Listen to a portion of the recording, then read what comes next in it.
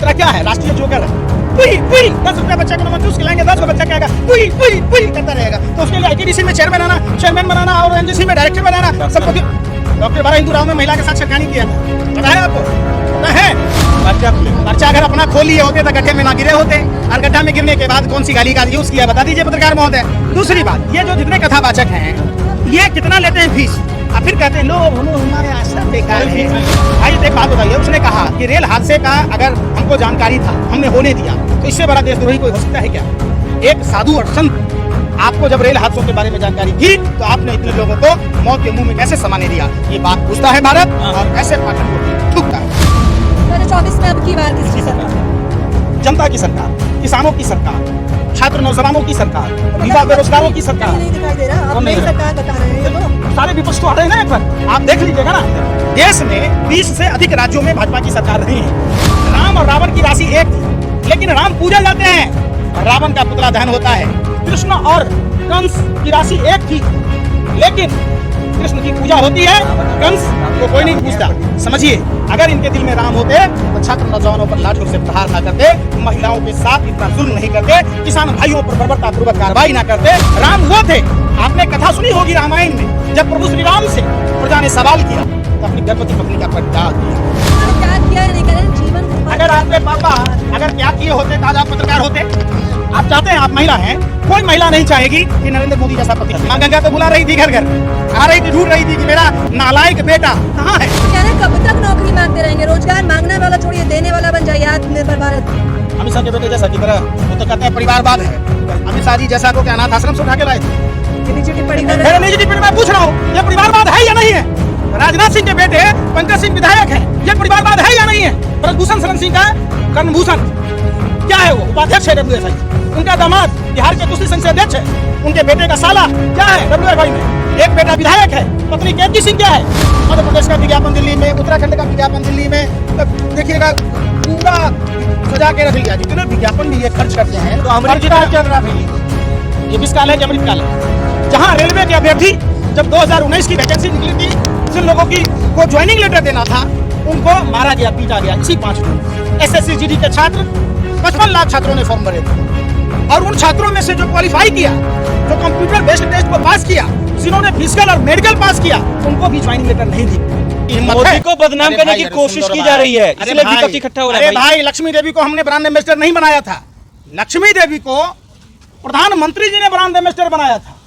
तो उस लक्ष्मी देवी को कलकत्ता के बहू बाजार में रहती है, जो बिहार के छपरा जिला के रहने वाली हैं, वो वहां चौका बर्तन करती है, उनका बेटा ठेला चलाता है ही मत? मकान दिला के दिखा दो।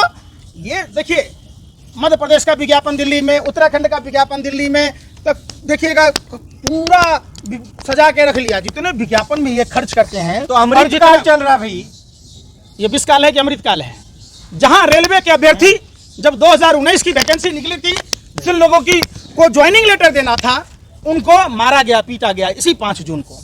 SSC GD के छात्र 55 लाख छात्रों ने फॉर्म भरे थे, और उन छात्रों में से जो क्वालिफाई किया, जो कंप्यूटर बेस्ड टेस्ट को पास किया, जिन्होंने फिजिकल और मेडिकल पास किया, उनको भी ज्वाइनिंग लेटर नहीं दी गई। तो कह रहे हैं कब तक नौकरी मांगते रहेंगे? रोजगार मांगने वाला छोड़िए, देने वाला बन जाइए आत्मनिर्भर भारत। अमित शाह के बेटे जैसा की तरह वो तो कहते हैं परिवारवाद है। तो अमित शाह जी जैसा को क्या अनाथ आश्रम से उठा के लाए थे? ये निजी टिप्पणी कर रहे हैं। निजी टिप्पणी मैं पूछ रहा हूँ, ये परिवारवाद है या नहीं है? राजनाथ सिंह के बेटे पंकज सिंह विधायक हैं, ये परिवारवाद है या नहीं है? ब्रजभूषण शरण सिंह का कर्णभूषण क्या है? वो उपाध्यक्ष है WFI में। उनका दामाद बिहार के कुश्ती संघ से अध्यक्ष है। उनके बेटे का साला क्या है WFI में? एक बेटा विधायक है, पत्नी केतकी सिंह क्या है? आप नहीं बताएंगे। आप जब देखिएगा, कह रहे हैं हमें सौगात में नहीं मिले। सुन तो लीजिए, कल्याण सिंह का बेटा, कल्याण सिंह का पोता विजय गोयल। कौन है? देवेंद्र फडणवीस। इनके पिताजी क्या है?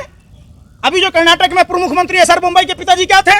आप मिसगाइड करते लोगों को, मिसगाइड करना छोड़ दीजिए और आप सरकार से सवाल पूछिए। आप पत्रकार हैं, लोकतंत्र के चौथे स्तंभ हैं। आपका काम है शासन में, सत्ता में जो आदमी है उससे सवाल पूछना। आप सवाल किससे पूछते हैं? जो आदमी विपक्ष में है, जिनके हाथ में कोई पावर नहीं है। 9 साल में हर दिन ITI खुला है, बीजेपी कहाँ करा है? एक साल में कितने दिन होते हैं?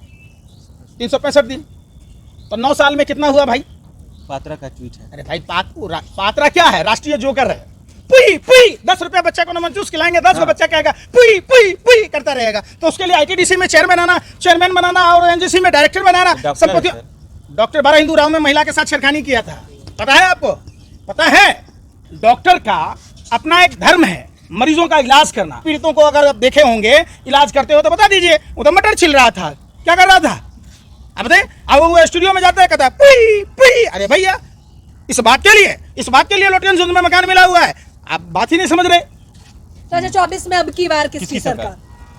जनता की सरकार, किसानों की सरकार, छात्र नौजवानों की सरकार, तो मतलब युवा बेरोजगारों कहीं की सरकार। नहीं दिखाई दे रहा, आप कौन नहीं नई दे रहा? सरकार बता रहे हैं। ये तो सारे विपक्ष तो आ रहे हैं ना एक पर। आप देख लीजिएगा ना, देश में 20 से अधिक राज्यों में भाजपा की सरकार नहीं है। आप एक बात बता दीजिए, धीरे धीरे इनका सुपड़ा साफ हो रहा है। कर्नाटक में क्या हुआ? बजरंग दल हिंदुओं का समर्थन है सर, हिंदुओं का पूरा समर्थन है। कौन सा हिंदू? 1950 नीरव मोदी, मेहुल चौकसी, विजय माल्या या हम जैसे सनातनी हिंदू?